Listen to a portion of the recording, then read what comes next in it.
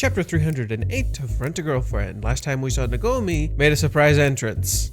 It was a plot twist. It actually makes a lot of sense when you think about it, because like a lot of things that have happened prior to this point have pretty much led up to this. So Nagomi showing up actually makes a lot of sense, and her showing up right as Chizuru is like talking about quitting her job, which is a callback to chapter 45. It's layered. It's layered. With that being said, I'm Faye, talk about Rent-A-Girlfriend stuff, and without further ado, let's get into chapter 308. Huh? A fan book? Million Crane. Wait, this is a reference to the movie Grandma Sayuri starred in, 1,000 Paper Cranes. Chizuru's a million cranes, but it's also a reference to Chizuru's name, which is 1,000 paper cranes. But if you multiply 1,000 by 1,000, it becomes a million.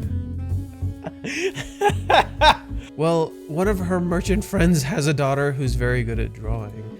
Apparently, mother asked her to draw it, and she did. She's absolutely fallen in love with it. I can't get over how cute Chizuru's son is, no matter how many times I look at it. She's been staring at it all week. Oh, wait. Shit! Shit! It's because you won't give me enough of the real thing! Why'd you come here by yourself? Ouch! Ow, hey! You always come up with some excuse and give me the slip. It's been months already, you know. It's just after everything that's happened, it's hard asking her to be my pretend girlfriend again. Next time, I swear I'll bring her here next time. Your words carry no weight. Oh, we haven't seen these in a while. Reiji's breaking down the stuff. Cool. My girlfriend and the rental date part 2. Today's outfit for Chizuru Mizuhara. A mature and playful jigsaw earrings. I like these. Reiji, I like these. Frilled cape style blouse covering the chest like a princess. Yep, navy blue skirt for a cute grown-up appeal. A mature and casual open-toed heels. Yeah, and I think the flowers on these, I'm pretty sure they're lilies. Like 90% sure they're lilies. At first I thought to myself, oh, maybe they're like sakura flowers. They're not. Sakura flowers don't look like that. So I'm pretty sure these are lilies, which makes a lot of sense because Grandma Sayuri, Yuri means a lily. Yeah, and then cute mini Kazuya. Okay, now let's just look at this from Grandma Nagomi's perspective. I said this for my last recording that I did not upload, don't worry about it. Pretty much like Grandma Nagomi hasn't gotten to see Chizuru, and Harumi got to see Chizuru, and like Kazuya's clearly with Chizuru, so it's like, Nagomi's gonna take shit into her own hands, you know? Like if she heard about Harumi's shit, she's like, there's no way I'm sitting the fuck back down. I'm gonna meet my goddamn princess, right? What is this smile? What is this smile? This is a surprise. Why's Grandma here? But this is where my client's supposed to meet me. Sorry about this, Chizuru-san. I didn't mean to surprise you like this. Kazuya wouldn't let me see you no matter how many times I asked. I just couldn't hold myself back any longer. I knew it. She's my client. Oh, it's no problem at all. I'm okay with this. You know, symbolically, this is pretty fitting too. Like, Grandma Nagomi uses the rental service, like her grandson uses the rental service to meet Chizuru, because she's that obsessed with Chizuru. Oh my god. I'm glad there wasn't any rule against 77-year-old grannies using the service. Haha. Damn, dude, she's 77. Talk about a double lucky number. But oh my, look how beautiful you are, Chizuru-san. Ooh, wee. This is hilarious. Look, what is this face? I agree. Oh my god, the stupid dude's just walking. Oh my god. Thank you. It's good to see how you dress up for these things. This is a special kind of elegance set apart from your usual self. I could have sworn young Yuffie herself was walking toward me. She's a famous beauty of ancient China. Fuck. You know what? You know why I just said fuck? I probably have to look that up because this might be in correlation to the topic that's at hand. I was right. Reiji usually doesn't just reference things for the sake of referencing things. There's usually a meaning that connects to the plot. Fuck. It might be a tad difficult for you, but please don't let me bother you. I just wanted to see you in action working in your element, Chizuru-san. Oh, I see. Then She's really here as just a client. But what now? Do you have somewhere that you'd like to go, Grandma? Oh, do I? Let me think. I remember the next time was Western clothing, so they might go clothes shopping. I was last here when I passed through for a family wedding. To be honest, I haven't been in this town for the last 20 years or so. Holy shit, lady. Ooh, I've got an idea. How about you take me to the places you always go? Huh? The places I go? Yeah, getting closer, connecting, family. Yep. I want to know where the youngsters go nowadays, especially if it's somewhere you like going, Chizuru-san. Should I really do that? Well, a lot of my clients let me decide this kind of stuff, so it's probably fine. Okay then. Shall we go try on some clothes? Let's check out Lumen first. Oh yes, let's. This is so exciting. I like how he's drawing Nagomi. So you have faces like this, which are silly and goofy and cute. It's meant to express how she's like a 16-year-old in like an old woman's body. That's kind of like the vibe Nagomi always tries to go for. She's like a younger lady in an old woman's body. But at the same time, when she makes faces like this, you really feel that sense of maturity behind her character. And I like that. I like that subtlety in her character. At the same time, it's clear that Nagomi has like this money to spend. You see that in like how she's dressed. She's dressed like an older businesswoman. There's an element of maturity to her character that's contrasted with the silly goofiness that you see her, show here. But what's gotten into her? This is so sudden. Did she really do this on a whim? I lied to her for so long. By all means, I should be apologizing to her. Is there any reason for doing this? Yeah. Uh-oh. I knew it. She's gonna make her try fucking clothes. What do you think? Fucking cracks. Look at her, just cracks. Wow, you look incredible, Chizuru-san. It's driving me crazy. Is this what they call cute aggression? I cite thesaurus. Everything looks amazing on you, truly.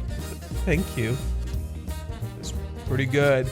This is like Reiji. Reiji's like, yeah, I get to flex. I get to show off my favorite clothes. And Nagomi's just like, I'm obsessed with her. It is kind of cute. Like, Reiji really likes Chizuru as a character. He loves drawing her. So it's great, like, this being kind of reflected through Nagomi and, like, Kazuya and shit. I love that shit. We'll take it. I'll pay in cash. Thank you very much. Wait a second, Grandma. No, not so fast. What do you mean? Huh? Oh, nonsense. I've been meaning to buy you an outfit for a gift for some time now. She also missed Chizuru's birthday, which probably adds to that fact that she wanted to do this. But it's also putting pressure onto Chizuru. That's kind of Nagomi. Like, that's kind of Nagomi's things. Probably why Kazuya didn't want Chizuru to, like, meet with Nagomi, because she would pull this shit. She would, like, do this fucking shit. So it's like, But I have nothing else to spend my pension on after all. I feel kind of bad about it. No, what should I do? I mean, my agency says to accept any gifts. Thank you so much, really. Nonsense. If anything, that fills my purse with joy. But oh my, the stores here in Shinjuku are simply amazing. Shops here, there, everywhere. And every one of these represent a different brand.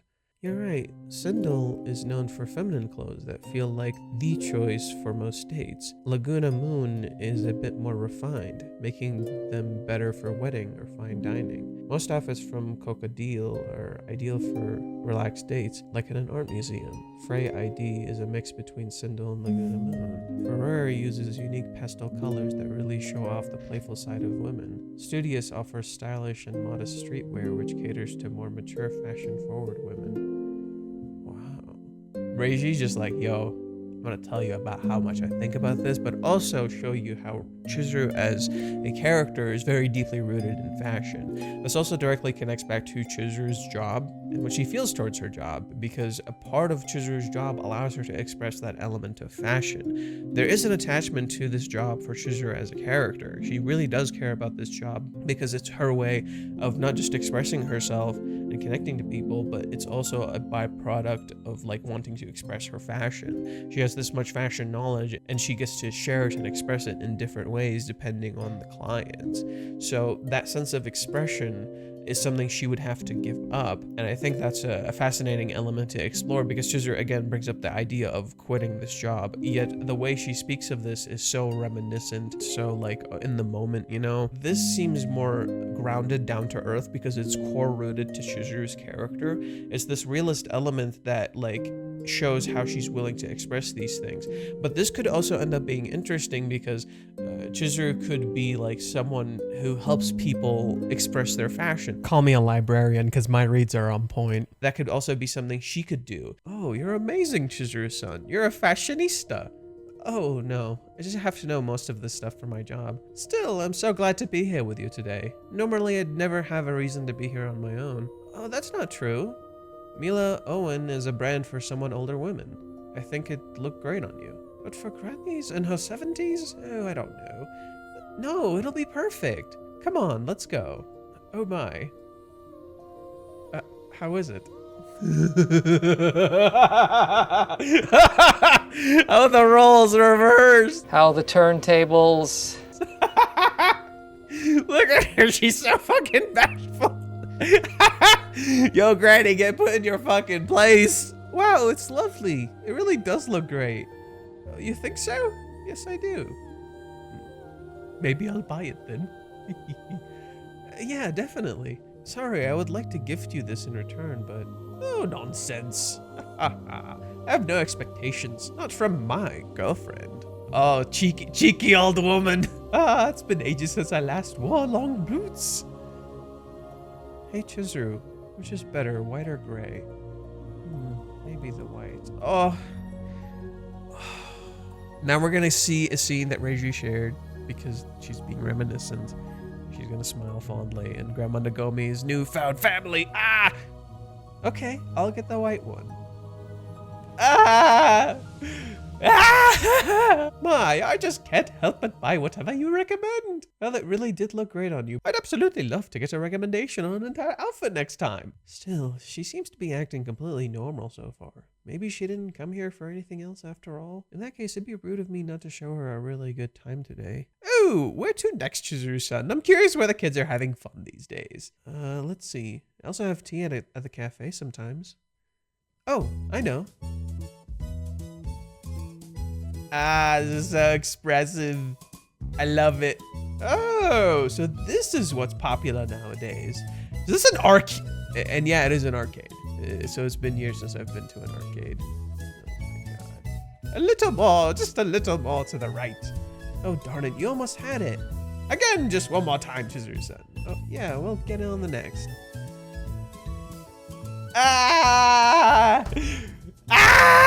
It's so beautiful.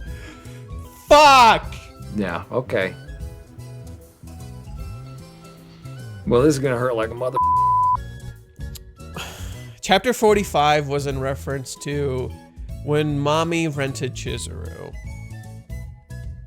So when Grandma Nagomi shows up, it was already a hint that Mami's probably gonna come back. Man pulled that fucking plot twist.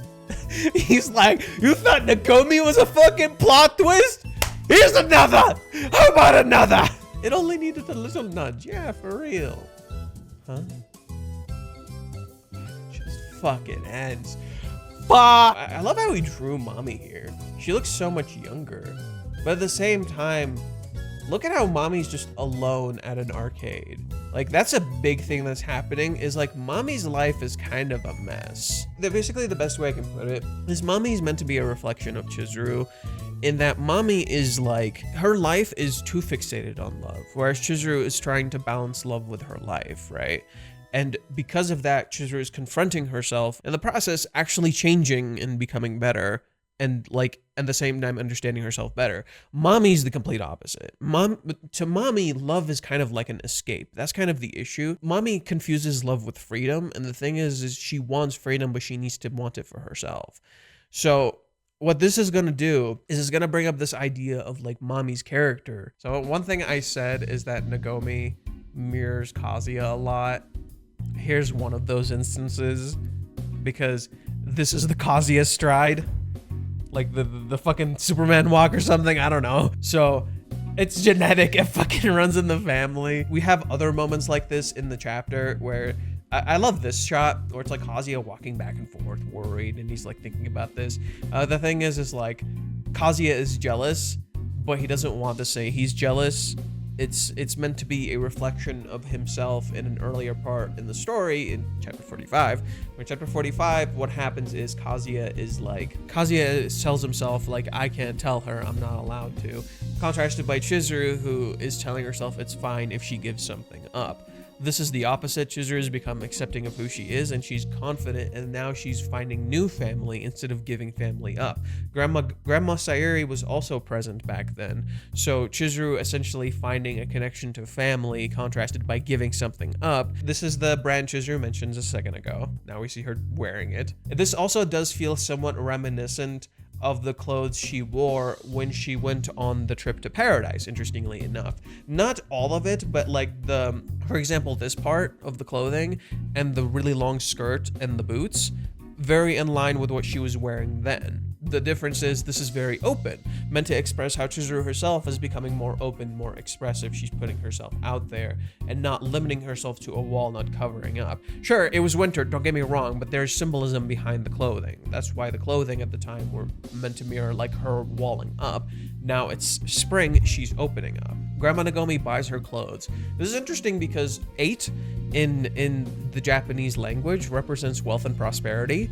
So it's interesting because number 8, every time it shows up, it seems to correlate to Nagomi or the Kinoshita family in some fashion. So for example, when they go to Kazuya's birthday, it's like chapter 80 something and then it ends around 90. And 9 is viewed as a bad number because it oftentimes correlates to death. And then Chizuru finds out her grandma's dying. Right? So there's things like that are hidden in there. Number 7 is correlated to Mami because Nanami means 7 seas. Mami Nanami, that's her last name. She even says it in her song. Chapter 307, the last chapter, was a reference to Mami. So Mami showing up in this chapter is like Reiji just pulling at kind of like a fast one. He already hinted at Mami coming back in some fashion, and now she's actually back. Now, there is an interesting bit. One of the images Reiji shared seems to be Chizuru reacting to something. I'm assuming Chizuru maybe talked to Grandma Nagomi and Grandma Nagomi said something, because there's been hints in this chapter that they're going to talk about what happened between them, where they're going to talk about like paradise and all of that stuff and all the things that happened. And that's kind of like brewing in the background. Chizuru's literally enacting a rental date in this chapter, where at the very end of this here, where she's like, let's have some fun. Like, this feels very reminiscent of like the cheer up date. Remember the cheer up date where Chizuru just turns around, like smiles, and she's like, yeah, let's go, let's have fun. That's very in character for Chizuru. She knows how to have fun, play the rental girlfriend. So she's enacting that with Grandma Nagomi, them smiling, them having fun. Look at, what is this? I love how she fucking looks here. That's so funny. That is so funny. I'm sorry. So things like that, them just having fun and acting that, at the same time, like, I love how he mirrors these panels. He has these 2 panels of them smiling, having fun, but Mommy's right there. I also love how Mami, like the way she's dressed, she feels very different in that she looks young, and there's a sense of immaturity to her, contrasted by Chizuru, who looks really mature. Chizuru gives off a very mature woman kind of vibe due to the way that she's dressed, a very princess-like with the frills and all of that, contrasted by Mami, who's in a sense a literal princess because she's part of a rich family. And I love how Mami looks, where she's really dazed. She looks really out of it. Like, what is she doing here in the arcades on her own? That's the thing. We know Mami loves to play games. That's kind of a fitting approach, because games to a lot of people are a form of escape. However, based on the sneak previews that we've seen, it doesn't seem like Mami's gonna be like a core focus. Rather, Mami now knows that like Chizuru is still close with the family in some fashion. So just seeing them two, it probably caught Mami really off guard. Chizuru finding a new family, new grandmother. This is literally embodying the things Grandma Nagomi told her in chapter 203. I don't want you to feel like you lost your family. But at the time, what that did is made her realize she lost her family. So now that Chizuru has started to acknowledge and confront her grief, she's able to actually interact with her new family and have fun. And I love that Grandma Nagomi took it upon herself to see Chizuru instead of relying on Kazuya, because that's a fundamental aspect to these characters becoming active characters in their own stories. Grandma Nagomi kept relying on Kazuya, thus putting pressure on him, and Kazuya doesn't want to cause trouble for Chizuru. If you want to meet Chizuru, just go fucking meet Chizuru. Like, just do your own thing. You have options, you're just choosing not to use them. She literally realized that, and she did that. So in Grandma Nagomi taking an active choice to interact with Chizuru, and thus Chizuru choosing to interact with Grandma Nagomi, it makes Mami look at them and see active characters contrasted by her reactionary nature. Because the first thing we see with Mami is her trying to be active, and then immediately falling back on reactionary habits, because they are an escape. Again, the whole thing with Mami's character is that she just wants an escape. It's meant to represent her tragedy in her life, where she's stuck in that home where she has no help, no support, she's on her fucking own. Again, representative of Chizuru herself, where Chizuru has to deal with a lot on her own. Except because Mami is completely on her own and she's never had support since she was a kid, she doesn't have the courage to step up and get out of her comfort zone. Chizuru had great role models in her grandma and her grandpa, who did step out of their comfort zone, who didn't let other things define them. Chizuru wasn't rich either, so she doesn't have these like privileges. She had to actually work for the things that she has. Mami has a lot of privileges.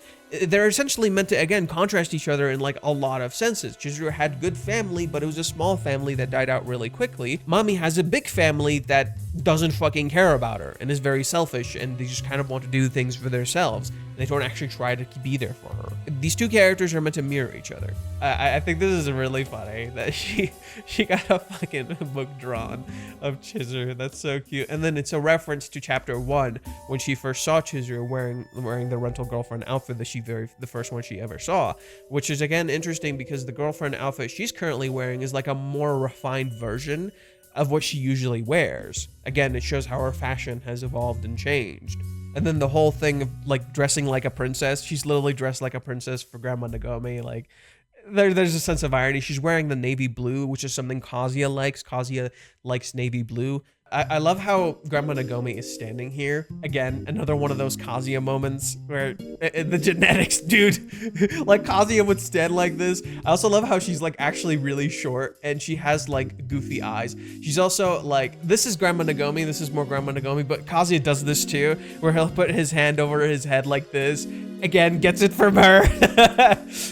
She's surprised. She's the client. I love how Chizuru's very reactive and emotional now. It seems like Grandma Nagomi, because she has no filters, she's just kind of saying what Kazuya says, but she says it out loud. So this panel is interesting. I wanted to see you in action, working in your element, Chizuru-san. That's fascinating because Grandma Nagomi, like, again, she wants to interact with Chizuru more, but she also wanted to see how this job actually kind of works and what it feels like. In understanding this job better, she understands Chizuru better and she can get to know how to interact with her more. What's fascinating about this is usually she interacts with Chizuru in like things Kazuya has arranged. So in her interacting with Chizuru in a way she has arranged, she gets to see Chizuru in a light that's not usually the light she gets, because she gets filtered light, essentially. It's like she's wearing sunglasses, right? You only get to see a little bit, you don't get to see the whole picture. So now that she's just interacting with her and doing it the way Chizuru would do it, she gets to see something kind of different, right? That's why she says, you take me to the places you always go. Again, kind of reflective of the whole scene with Mami. This whole chapter calls back to chapter 45 and like what happened in those chapters where, well, I guess it would be 46 by this point, where Mami was actually dragging Chizuru around to places. Grandma Nagomi is actually trying to get to know Chizuru, trying to understand her better. The difference between Mami's approach and Nagomi's approach is really foundational to these chapters, because what it does is it highlights how Grandma Nagomi is actually trying to get to know Chizuru, whereas Mami is trying to force ideas onto Chizuru. Very ironic, because Mami, in a lot of ways in the story, is meant to represent how a lot of readers just kind of look at this story and they assume things. They don't actually interact with the narrative, they just kind of assume a lot of things about the story, and they imprint their own beliefs onto it, just as Mami would imprint her own beliefs onto these characters and not actually interact with them. Nagomi is essentially trying to see the truths. Mami is only looking at the lies. That's the foundational theme of this chapter, truths. Seeing the truth behind the lies. So it's like, okay, you're acting something out, this is something you do, let me interact with it. It's like she's saying what Kazuya says, where it's like, I want to know the real you behind that, so you don't need to put on an act. But she's not saying it directly, she's just, take me to the places you go. I get to know you better if I see what you do, if I see where you go, if I see how you dress. When I see you doing all of these things, I can understand you better. So that roots itself in this chapter, this idea of understanding each other better. I think Mami is probably just gonna watch. That feels more in line with Mami's character. I think if anything, like Mami's probably gonna take a very different approach from what she usually does. Because she falls back on bad habits, but she falls back on the bad habits when they're an escape. Mami is not her usual self anymore. So they go check out some clothing. This doesn't feel like Western clothing. I think Western is maybe just in the wording, but it's just clothes. These are just clothes. They don't feel particularly Western, at least for me. Like, I don't know personally, like, is this super Western clothing? It doesn't feel like it. It just feels like very cool fashion, right? So let's see. Chizuru does explain Snidel. It's not for feminine clothes that feel like the choice for most dates. Yeah. Also, this is also a Kazuya thing. Chizuru dresses during the cheer up date and she comes out. She's like, how do I look? Kazuya, literally this face. And then he's like, you look amazing, truly, all that, right? And then guess what happens? Kazuya buys her the clothes. Grandma Nagomi buys her the clothes. There's a lot of references to the cheer up date here, which I think is also very fitting, considering this is in many ways Nagomi's attempt to both cheer Chizuru up, but also interact with her, like actually get to know her. In that same way, Chizuru is in many ways doing the same thing for her. She's cheering her up. She's trying to be better for Grandma Nagomi and seeing Nagomi trying to be better for Chizuru. Like when she sees like Grandma Nagomi is trying to have fun, she's trying to enjoy herself. Chizuru wants to make it fun for her too. Also, Kazuya's eyes, right? It runs in the family. And this is actually really smart and really fitting because you always see Grandma Nagomi playing games on her phone. She plays Call of Duty or something. Like when she was talking to Kazuya in like chapter 175 or some shit. Like Grandma Nagomi plays games, so Chizuru taking her to the arcade shows how Chizuru kind of understands her too. She knows about Grandma Nagomi playing games. She knows this stuff, so she knows what would make her have fun, but also at the same time how to cheer her on. This is really cute, and it also feels like a date, right? That's what's brilliant. It feels like a date, but it's also really cute and in character for Grandma Nagomi, because she wouldn't take Kazuya to an arcade, right? But Grandma Nagomi, now that makes a lot more sense. And it seems like this is the defining panel between this chapter, where Chizuru reminisces about Grandma Sayuri, and this is the time she's spending with Grandma Nagomi. Grandma Nagomi is helping her appreciate the time, appreciate her past, and in the process allow her to be present in the present, look to the future, right? So it's like she's allowing her to just kind of enjoy her time and exist in the present as a byproduct of just being with her, which is great. It's fantastic thematic meaning. This is the core crux of this chapter. It's also interesting to point out there hasn't been any spreads in the chapters recently. It's not that the spreads are bad. I actually love the spreads. They usually have a symbolic meaning, but in these there doesn't need to be a spread. There doesn't need to be a thematic reveal of anything because it's just flowing with the motions, which is very fitting because that's kind of the whole idea of these chapters, just flowing with emotions. A million cranes, oh my god. So that in itself is pretty funny. Like it shows how like fixated she is on Chizuru, but it also shows how she's doing something kind of similar to Kazuya in a sense, because if you remember like Kazuya when he thinks about Chizuru, like sometimes he'll like rent out those like porn DVDs that like are the girl like looks like Chizuru because he's like can't control his horniness. She's like, okay, I gotta let it out somehow, and he just rents a DVD that looks like Chizuru. But there is an interesting symbolism to be had here, where it's like they can't be with the character themselves, so they create a fictitious image of the character, which is very fascinating because this element of not actually Chizuru wanting to interact with Chizuru, seeing a fan book of Chizuru, not the real her. In the process, she spends most of the chapter actually getting to know the real Chizuru, not letting the mask of who Chizuru is define her, not letting her wild imagination run loose. She's actually getting to know Chizuru, right? So it's like she's seeing the real thing. This in itself is actually what's set up for Mami, because Mami only sees the outer image of Chizuru. She only sees the imagination she has of Chizuru. She like that's why the fan book is here. The fan book is like an analogy in a sense, where it's an analogy for Mami's perspective. So in a way, Reiji was hinting at Mami even at the very start of the chapter. Again, he loves book ending, so it makes a lot of sense. You don't see Chizuru's face. This is also a reference to when Mami saw Chizuru talking to Harumi.